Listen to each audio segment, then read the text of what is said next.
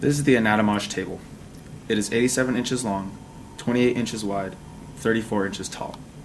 The screen is 22 inches wide and 81 inches long, which allows for life-size, full-body anatomy interaction.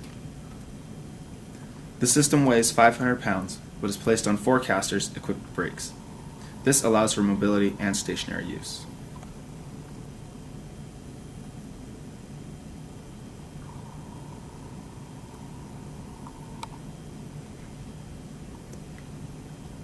On the front are 3 USBs for uploading your own DICOM datasets.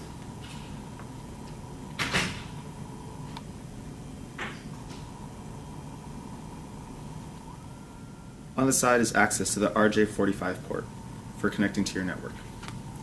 There is also access to the power source. Currently, the anatomage table operates on 120 volt, 60 Hz standard. This is the anatomage table, an interactive display system for anatomy education. It is capable of providing full-body anatomy at a life-size scale.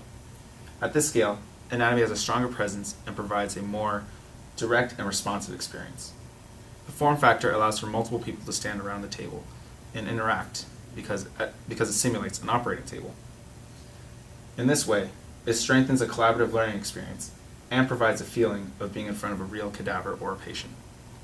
The touch interactivity is natural and intuitive, again, strengthening the idea of being in front of a real patient or a cadaver. We started with a medical CT scan data of a live patient. We then added in digital models on top as an educational tool.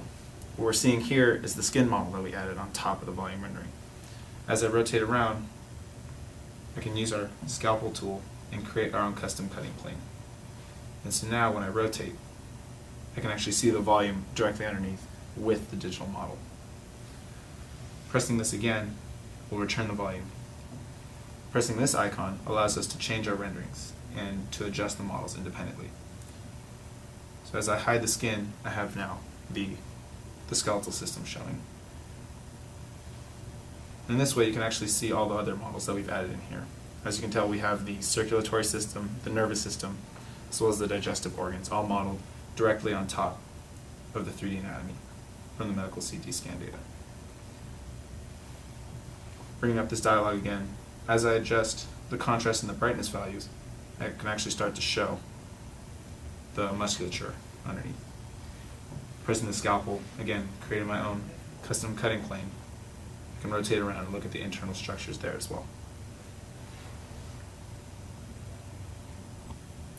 We also have the ability to mimic X-ray renderings.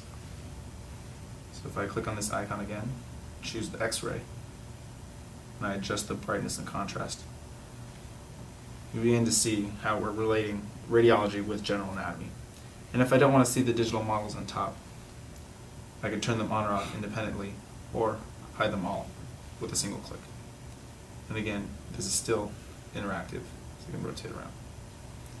Lastly, we have our annotation feature, where we're able to turn on interactive annotations directly onto the volume. These annotations are fully customizable, so you can have them cater to a specific course or replace all the text with numbers for an examination. The table also allows you to open up your own DICOM datasets, which means you can load in your own CT or MRI radiology scans. When you do that, you're still able to interact with it like you were before, rotating it in an intuitive way. Pressing on this allows us to adjust the brightness and contrast like before. Here we're bringing in the musculature and looking at the upper limb. With the use of contrast media, this could be a very effective educational tool. And again, with our scalpel tool, we're able to create our own clipping planes and rotate around to see internal structures again.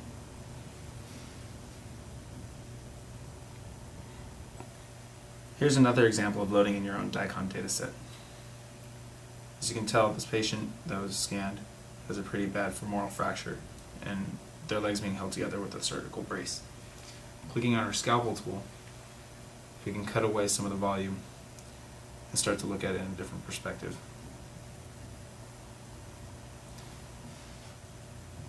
And again, we have the ability to create our own X-rays, adjusting the brightness and contrast.